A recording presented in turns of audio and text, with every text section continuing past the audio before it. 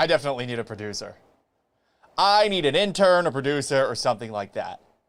Because goodness gracious, it is difficult to set this thing up. Hello, everybody. Hello, my friends. We'll meet again. It's time for a little Ask Gallant Anything. Here's what happens. You get to ask me any question. I'll try to work it into the show. You can see in the sidebar to my left, right here, some of the questions that are getting asked. Like my fella, Justin Kelm. Yo, fam bam. What's going on, Justin? It's good to hear from you. Brent McKinney asks, where's the sports babe? I'm guessing that you're talking about my cat, Aria. A gorgeous, beautiful creature. She has nestled under my leg for a little bit, but I actually think she may have gone off to look out the window and think about how she could murder all of the crows in the tree that's right outside my apartment window if there was no screen there. There have been a couple of times where I feel like she's going to claw through said screen. Anywho, before we get to your questions, there are a couple of things that I did want to touch on because I did tease to the people. I've got a couple of Seahawks takes. I talked about this a little bit this morning on Danny and Gallant, in case you haven't listened to the show. It's 7 to 10 every single morning on 710 ESPN Seattle. If you're a late riser, you don't get up by 7 in the morning, then you can subscribe to the podcast. I saw that Chris Jones got that big-time contract from Kansas City, 4 years, $80 million.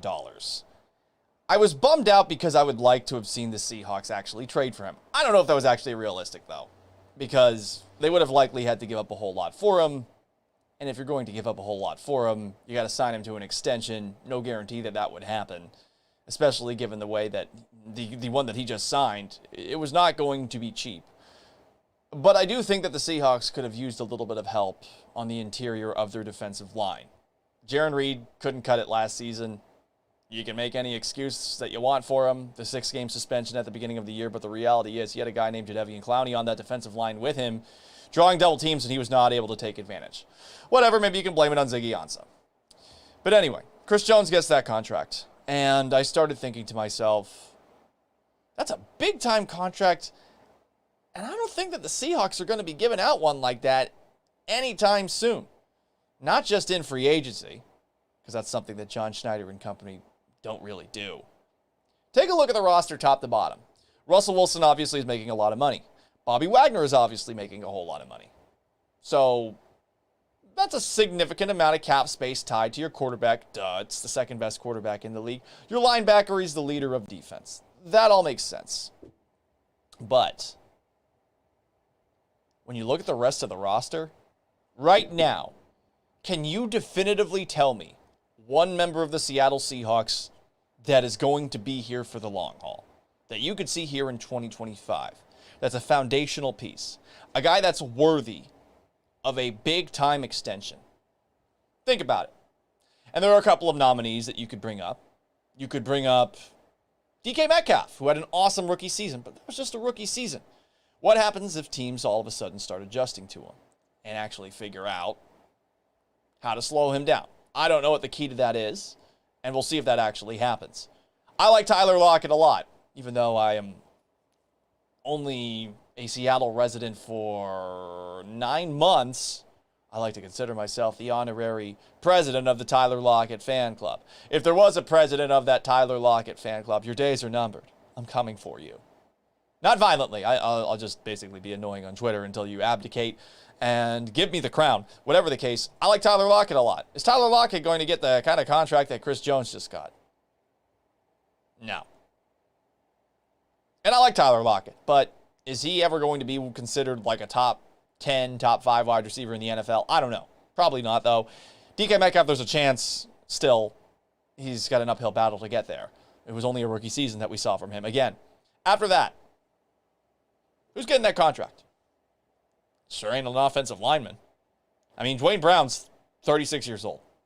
Brown's not going to be here in 2025. Brown might not even be here the year after this season. I don't even know who the next starting offensive lineman is for the Seahawks. On the defensive line, okay, Jarran Reed's gotten an extension, but do you feel like Jarran Reed is going to all of a sudden turn into a Chris Jones type and earn another contract? I don't get that feeling. You can maybe nominate Shaquille Griffin if you like. Griffin, I thought, was a above average, good cornerback this past season, where on the other side, Trey Flowers, who had some good moments, really struggled with confidence. So maybe Shaquille Griffin's someone that is here in 2025. But even then, I can't see him getting a Chris Jones kind of contract.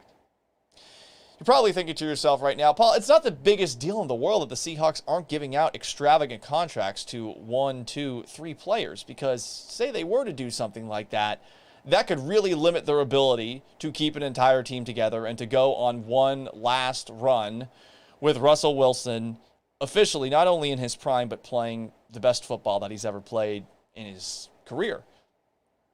You have an opportunity here.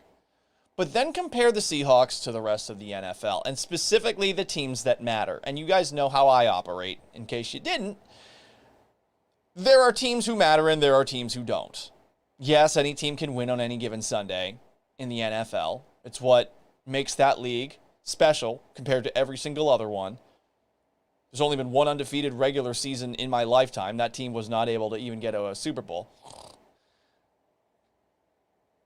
But there are certain teams that I just do not care about because you know that they have no chance to make a Super Bowl, and they're honestly not worthy of my time. That's going to sound elitist, arrogant, but it's the truth. And I'm going to look at the teams that do matter.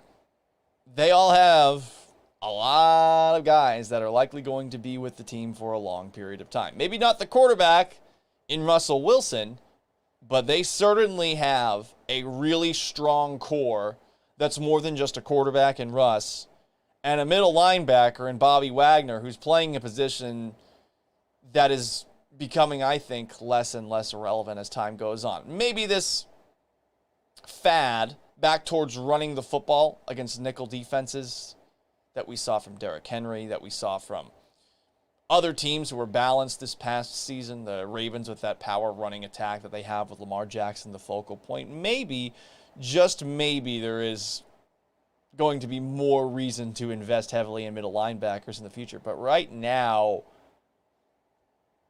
I don't see it happening. And that's your two big contracts. Look at what San Francisco has.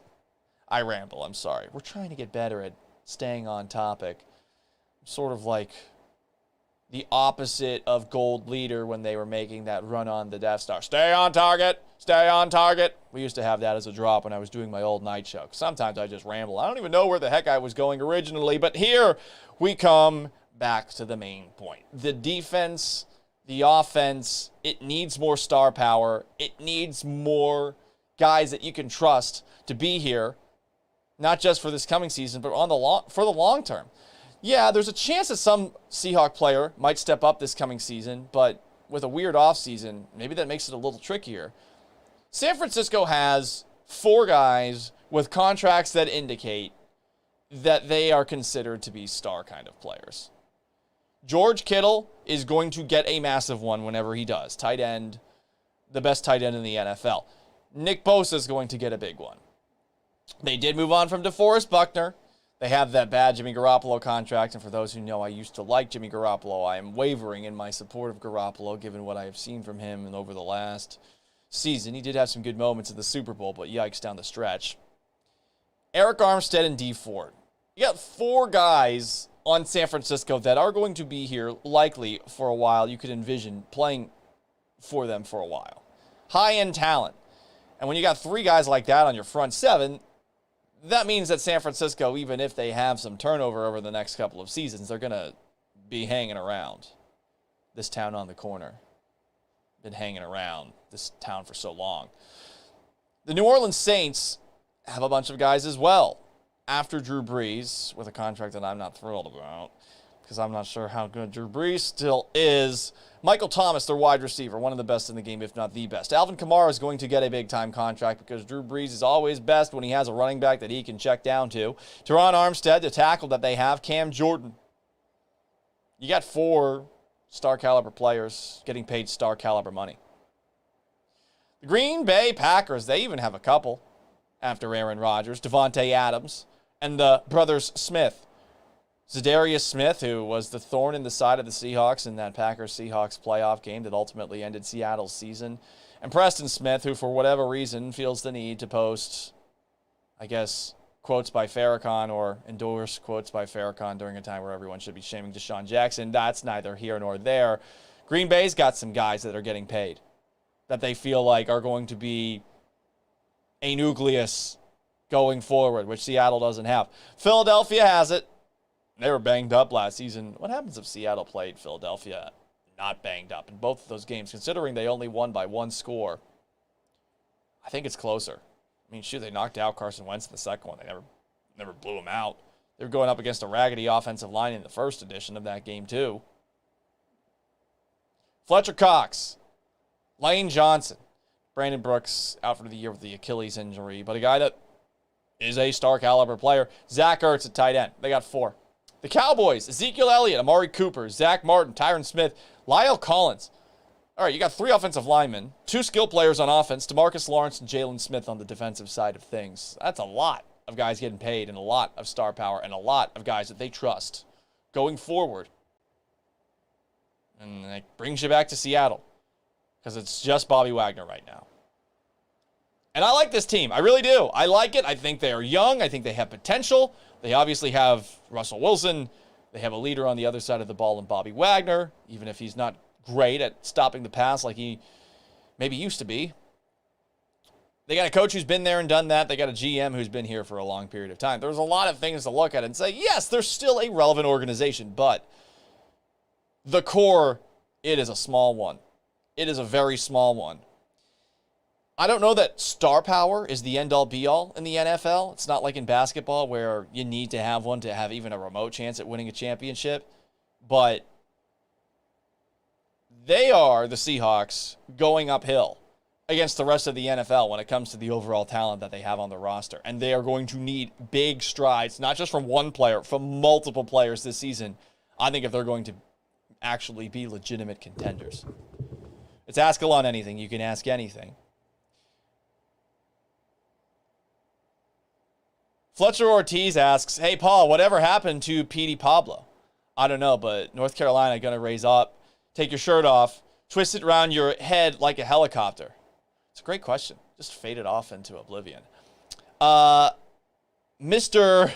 Pizzola's bomb, hopefully that's not some saying that I can't sound out in my brain before reading it out. Who is most likely to get signed? Jadeveon Clowney or Antonio Brown? Jadeveon Clowney. I think every single day that Clowney is unsigned is a step towards the Seahawks bringing him back into the fold. Because honestly, who else is going to sign him right now? I don't know who else, Carlos, is even going to make a phone call to Clowney. It does feel like everyone has done their due diligence. I don't buy this idea that no one's been able to actually send somebody out to give Clowney a physical, to check on his knee, to check on his hernia and all those things that have been issues for him. I don't think that's been a holdup at all. And if that hasn't been a holdup, then why is he still unsigned? Is he still looking for the kind of money that he thinks he's worth? I mean, clearly that's just not going to happen, especially now with COVID-19 taking things over the way that it is. Maybe he still thinks he can get a long-term deal. But whatever the case, I think that Jadeveon Clowney, the Seahawks are way more likely to sign him. I don't think Antonio Brown's going to play in the NFL this season. I don't think he should, by the way. He's under investigation for a sexual assault. My God. And you're just going to overlook that and bring the guy back in? Okay, fine. He's the worst teammate in the world, as I have outlined on several of these Ask Gallant Anythings. Awful.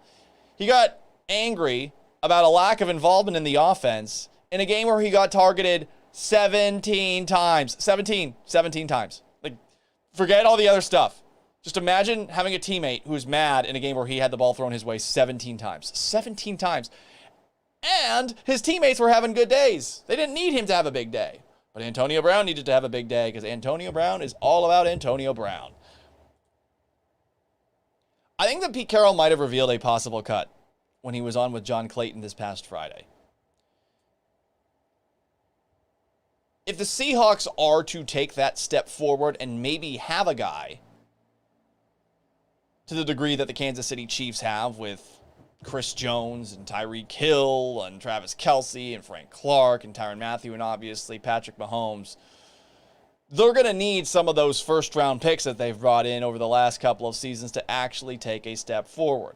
was great to see DK Metcalf do what he did. He's a second-round pick. Where was LJ Collier all last year? I hope the best for him. I've spoken to him. He's a nice guy. I don't know, though, why he was a healthy scratch as much as he was. Yes, there was an ankle injury during the preseason, but my goodness, the guy's a first-round pick. He's got to play. Jordan Brooks is the guy that you bring in this year as a first-round pick. You get drafted in the first round, there is an expectation that you are going to play. So we look at Jordan Brooks. A lot of people are not sure that the guy is good in coverage. Well, that's probably if you were watching Texas Tech play defense this past season. I watched a little bit of it. Texas Tech, bless their little hearts, they try to play defense. Jordan Brooks was playing this weird, spy role where he would just hover around the line of scrimmage. He is very explosive, shooting gaps and shooting upfield. I think he'll be a great blitzer. And I feel like there is a chance, because of the speed that he brings to the table, that he could end up being the weak side linebacker for the Seahawks at the beginning of this coming season. Conventional wisdom is, okay, KJ Wright, who had, I think, a very good close to the year, coming up strong, blowing up the screens like he always does, filling gaps, hitting people. I feel like this is a dude that still has a spot, still has a role here in Seattle. But there's a problem. The guy's going to cost $10 million this coming season. You cut him now, you save $6.5 million. But it still seems that it's just a natural slide over for KJ Wright to strong side linebacker, right? I mean, this is an easy fix. But then Pete Carroll on John Clayton's show said that he thinks that Bruce Irvin is going to slide into that strong side linebacker role. Oh, okay. Wait a second, what?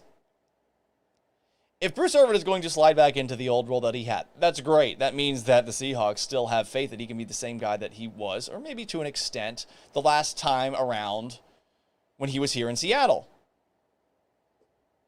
But it's weird to hear that he is going to slide into the strong side linebacker role. Does that mean KJ Wright still has the weak side linebacker spot and that Jordan Brooks has to beat him out? Because if that's the way that things go, okay, well, that's also a natural progression of things. But I think they got to find a way to get those young players on the field, and they didn't last year. LJ Collier, got to play. Jordan Brooks, got to play. Marquise Blair, got to play. Ugo Amadi, got to play.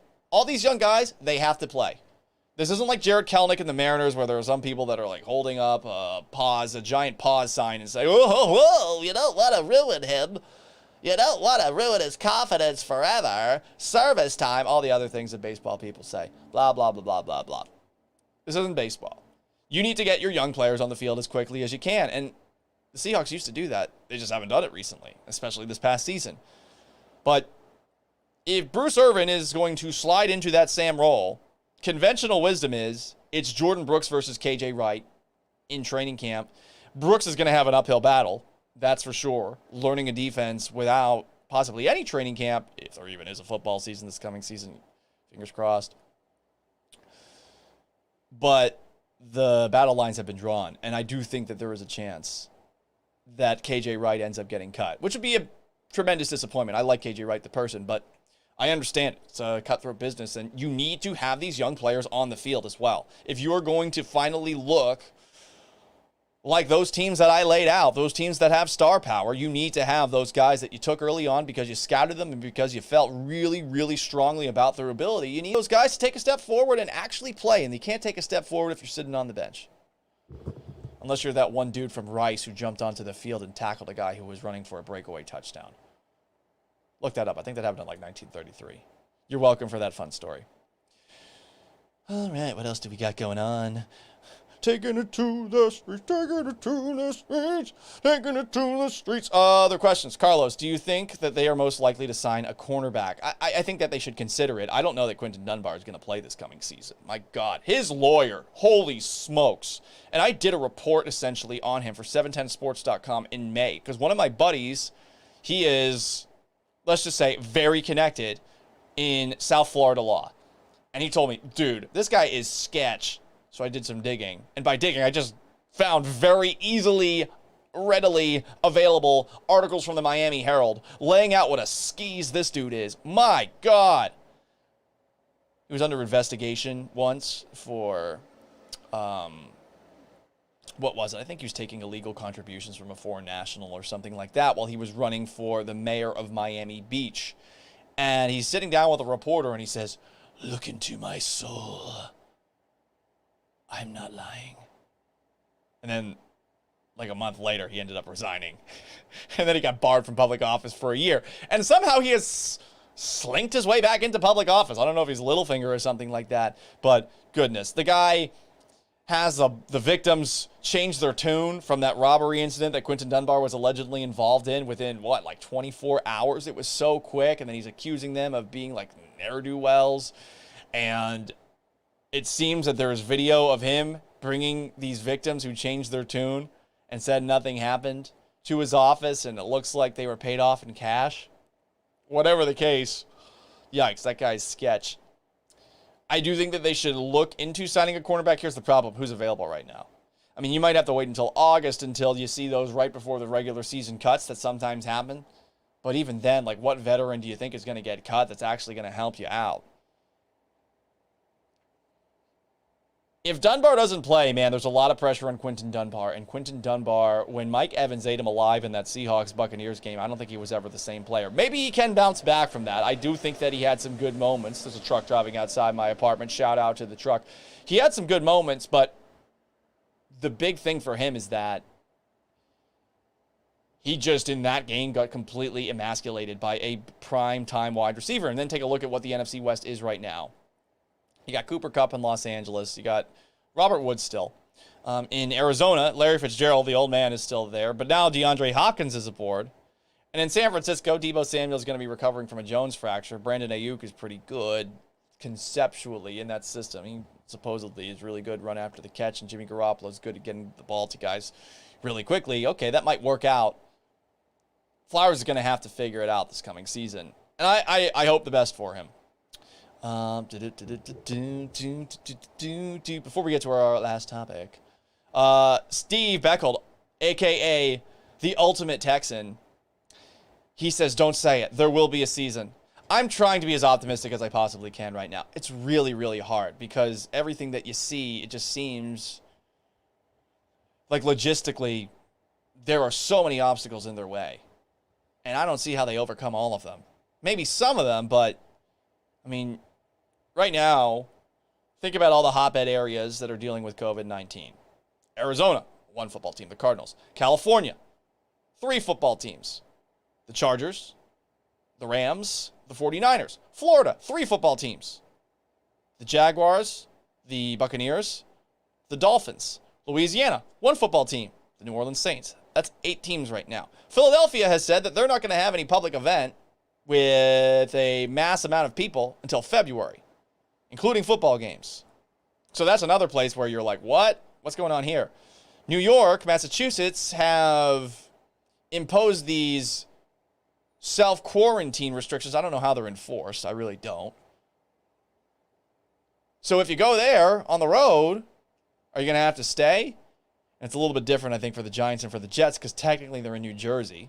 I don't know if New Jersey's rules are any different. But, okay, the Buffalo Bills, the New England Patriots, what's going on there? There's a lot of, I think, hula hoops that everyone has to jump through.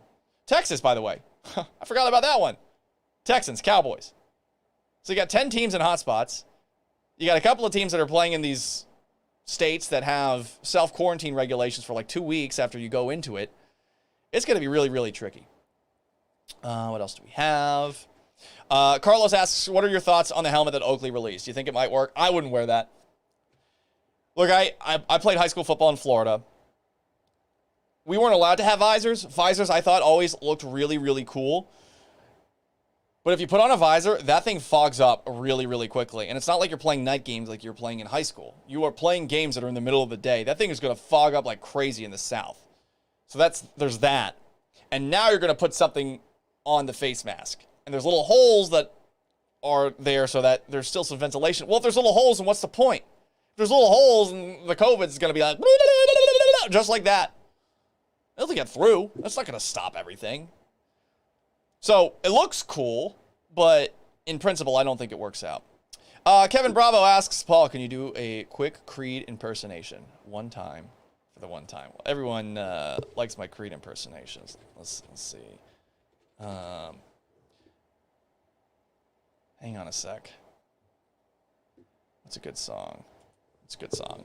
Fletcher is suggesting What If.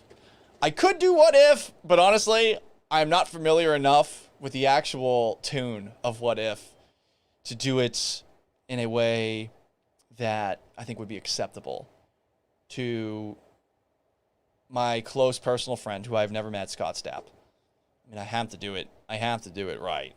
Okay, what songs are there? There is My Sacrifice. There is, Take Me Higher. There is 6 Feet from the Edge. Or what is it called? I forget.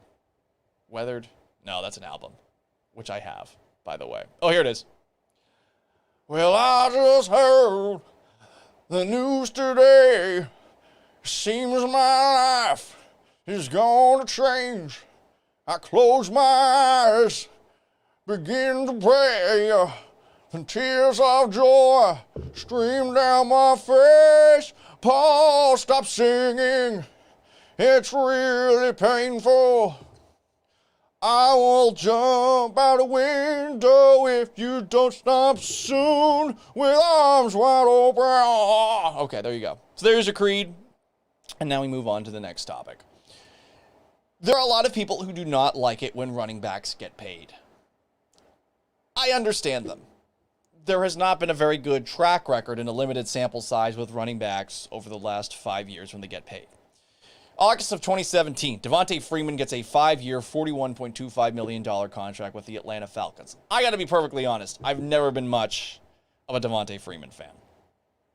It's not to say that I think he's bad, but Tevin Coleman was having a lot of success in Atlanta at the same time as Devontae Freeman. Kyle Shanahan was the offensive coordinator for some of the time that Devontae Freeman was there. It stands to reason that maybe Devontae Freeman was a product of the Shanahan system. And it is incredible that there is another Shanahan that is pumping out random running backs who are going through and putting out ridiculous statistics.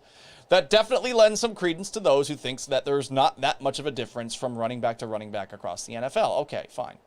Then you got Todd Gurley, July of 2018. He gets a 4-year, $57.5 million contract with the Los Angeles Rams. That's a lot of money considering he had torn his ACL in college 4 years prior, and considering that less than half a year later he was getting fewer touches due to what we would hear was, quote, an arthritic condition, end quote, in his knee. Didn't work out. But there was a condition there already. So the Rams should have probably done their due diligence there. Les Snead has not exactly done that over the last couple of seasons as general manager of the Los Angeles Rams. David Johnson, he signed a 3-year, $39 million contract with the Arizona Cardinals. He is now in Houston. This was in 2018. Johnson broke his wrist, I believe, in 2017. Maybe it was 2016. Whatever the case, there once was a time where he was considered one of the best running backs in the NFL. He broke his wrist and was out for an entire season, and he's never been the same since. I don't know how that happened. This isn't a knee injury. This is not a leg injury. It's a wrist injury. And I feel like for those Texans fans that are mad about the trade for DeAndre Hopkins that involved David Johnson, if you're going to cling to anything, cling to the idea that David Johnson has never suffered a serious enough injury to make him no longer the running back that he was a couple of years ago. But he did not look very good this past season in Arizona, who moved on to Kenyon Drake, better fit for their scheme, and Kenyon Drake had an awesome year. So the David Johnson contract didn't work out. The Todd Gurley contract didn't work out. The Devontae Freeman contract didn't work out. The Le'Veon Bell contract did not work out. 4 years, $52.5 million with the New York Jets. But in Bell's defense, he did sit out a full season trying to get paid. And then he signed with a guy in Adam Gase, the head coach of the New York Jets, who ultimately did not want him. I believe that I don't know if Gase, I forget the timeline. I don't know if Gase was before or after, whatever the case. I mean, there was rumors that they were trying to trade Le'Veon Bell back to Pittsburgh this past season. So 4 contracts, not great results. But I mean, think about what we're talking about. Average per year salary with all of these contracts. Todd Gurley is the only one that's a little bit dicey because you're talking about 4 years, $57.5 million. That's about $15 million a year. But with David Johnson, okay, a little bit over $10 million for one of the best running backs in the league. 4 years, $52.5 million. A little bit over, $11 million? A little less than $11 million. Wait, hang on a second. I can't do math. No, that's way more than $11 million. So we're talking about for Le'Veon Bell, something like $14 million a year. Okay, that's a lot. and it has not worked out. Ezekiel Elliott signed a 6-year, $90 million deal with the Dallas Cowboys. Given his usage rate, I think that one is going to work out. Again, though, given that Ezekiel Elliott doesn't do some of the off-the-field stupid. All these dumb running back contracts. Well, it's because Derrick Henry got paid today. And Derrick Henry's contract is one that's pretty similar to Le'Veon Bell, except for it's $2 million cheaper. 4 years, $50 million. When you see a 4-year contract in the NFL, you should assume that it's a 2-year contract, because when you look at the guaranteed money for Derrick Henry, it's about half of that. So if he's guaranteed about half of that, that means that the Titans can have him for 2 years. If it doesn't work out, there's probably a way for them to cut him without dealing with significant cap consequences. And on top of that, not having to pay him all of that money. That's how NFL contracts work.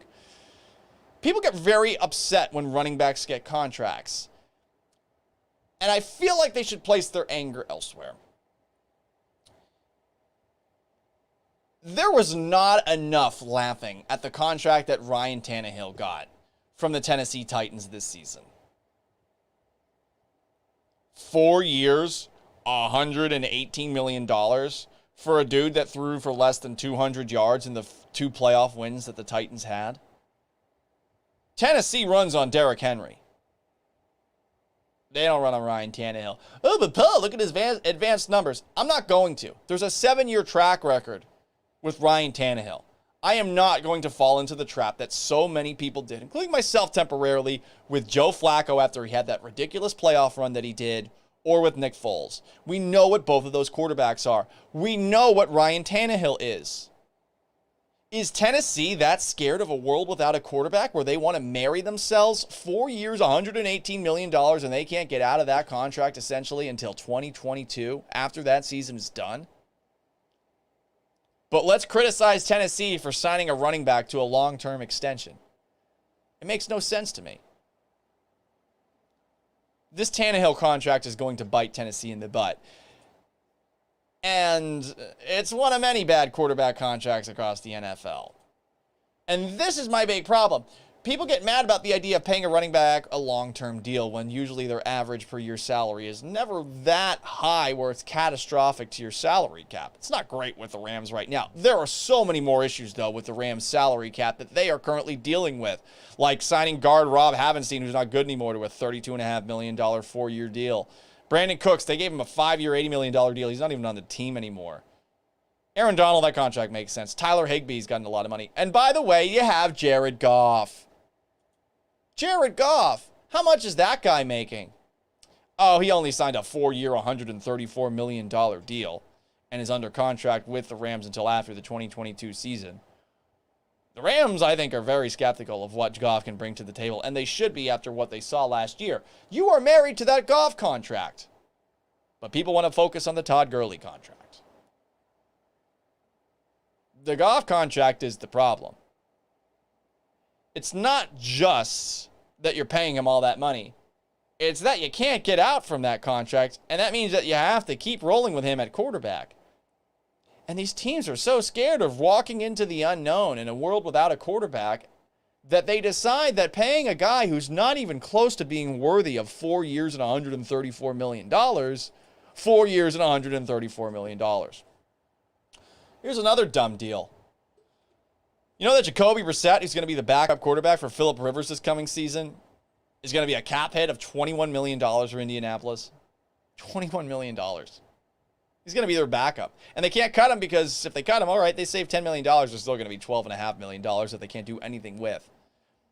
Alex Smith signs a 4-year, $94 million deal with Washington a couple of years back. He's still under contract for this coming season. He has a cap hit of $21.4 million. And he's not probably going to play. He's 36 years old. He's still trying to come back from the broken leg that he suffered when I was still in Houston against the Houston Texans. And they're stuck with that contract. But people want to focus on Gurley's contract. People want to focus on Derrick Henry's contract. Washington drafted a quarterback after signing Smith to that deal. Let's move on to the Oakland Raiders. who gave Derek Carr a 5-year, $125 million deal. There once was a time where Derek Carr actually looked promising, and I'll admit, I actually bought into the hype. This was, I think, in 2016. I think he got a couple of MVP votes that season, 6, 7, something like that. But we've seen Derek Carr ever since then. That guy, I don't know if he's long for John Gruden's offense. That cap situation with Derek Carr is not as difficult to get out of as it was a couple of years ago, but I mean, don't you feel like after 2018 or 2019, they probably thought to themselves, yeah, Derek Carr is solid, but we can do better. Matt Stafford. I'm not the biggest Matt Stafford fan. I don't get it. Everyone always talks about his talent. Okay, the Lions have stunk forever. I suppose the Lions might be just that bad of an organization that there's nothing Stafford can do with it. But he's getting paid a lot of money, and that ain't helping the Lions out, that's for sure. Drew Brees is going to get paid a lot of money the next couple of seasons. I don't know if Drew Brees is still good. So there's a bunch of quarterbacks that are, I think, dragging their teams down because they're so scared of the unknown. What would happen if they didn't have these quarterbacks, who for the most part are average to above average? I get it. Quarterbacks mean everything. But when you don't have a great quarterback, do you really want to lock yourself into him long term? And we saw today that Dak Prescott and the Dallas Cowboys weren't able to come together on a long-term agreement, which is surprising, right? Because given history, it doesn't really matter if you're above average, good, or great. If you're a quarterback and you are not Brock Osweiler, you're going to get a big-time contract extension. By the way, Brock Osweiler obviously got that big contract with the Texans and took a second-round pick to trade him to Cleveland. You guys know how I feel about Brock Osweiler, my Houston listeners, my Houston watchers. Oh, boy. But if you look at Dak Prescott right now, do you feel strongly that that's a guy that's going to bring you to a Super Bowl? Because he has got all the supporting cast. When we were talking about those teams that have superstar talent that are paying their stars, Dallas has all sorts of support around Dak. And it's not to say Dak is bad. But if Dak can't do better than 9-7 with Ezekiel Elliott, Amari Cooper, Zach Martin, Tyron Smith, and Lyle Collins on his offense, 3 great offensive linemen, 2 great skill players, then who's he going to get it done with? 9-7 last year in a down NFC East with the Eagles dealing with as many injuries as they did. I mean, that was a missed opportunity by Dallas, and a lot of people are raking Jerry Jones and company over the coals for not giving Dak the long-term contract. I guess Dak made a last-second push to get that deal done, but it was a little bit too late. The deadline passed for franchise-tagged players to get a contract extension, and now he's going to have to play out this year under the franchise tag. But the Cowboys get to see whether or not he's worth it, because I don't think that he has done anything definitively to prove that he is worth the kind of contract that we saw Patrick Mahomes just get. I suppose no quarterback's going to get that anytime soon, but if you've seen Jared Goff, and if you've seen Jimmy Garoppolo, and if you've seen some of these other guys who are playing with big contracts that they are clearly not worth, do you really want to give a quarterback a long-term contract? I would be hesitant. Perhaps I am crazy, but I like to zig when everybody zags, and I feel like everyone should start zigging right now when it comes to that position. Running backs, not the end of the world. Running backs win you games in this league. Carlos asks, did you also take out the screw stuck inside your wall? No, I've given up on that. And by the way, this is like, in case you couldn't tell, this is like a green screen of a wall that's actually right here. Because if you take a look behind the green screen in the wonderful world of Oz, see like that? It's like a closet. Wow, Paul, you're magical. All right, I think, and I'm going to check on some of the other apps, but I believe that is all of the questions that I have been asked tonight on Ask Gallant Anything. We're going to do this again next Wednesday at 6 o'clock. It'll be a little bit more prompt. Not going to lie. I do need an intern or something like that here. I am bad at setting this up. Whether it's the mic levels, making sure that the green screen works. My shirt apparently does not compute with the green screen. It's a shirt of a bar that I used to go to at Syracuse a whole lot. Syracuse University. It's called Chuck's. It was called Chuck's. It's since been demolished. It's gone. Gone forever for the sake of, like, housing. They've paved paradise to put up a residential apartment. If you have not followed me on all of the means that you can follow me by, that sounds weird. You're not speaking great English, Paul. Gallant says on Twitter is how you do it. I am on Twitch as well. Gallant says on Twitch. Someone took the Paul Gallant name. Son of a biscuit. Facebook.com/Gallant says. Wait a second. I don't even know what the handle for my Facebook page is anymore. Paul, what's wrong with you? You're not a professional at all. You're ridiculous. Get it together. Jeez. It's Facebook.com/Paul Gallant Sports. It's the same thing that it always was. Probably should have guessed that. I'm on Instagram as well. Gallant says if you want to keep tabs on my personal life and my cat that I'm obsessed with. And at SportsPaul, Pawl, if you want to get some sports memes and things like that. Make sure that you listen to tomorrow's Danny and Gallant. It starts at 7 Pacific time. It goes until 10 Pacific time. It's a great show, I think. We'll have Brock Heward back with us tomorrow. Jerry DiPoto, general manager of the Seattle Mariners, who joins us every single Thursday, will be with us as well. It's going to be a good show. Hope that you have a great, great hump day. And until next Wednesday, so long, farewell.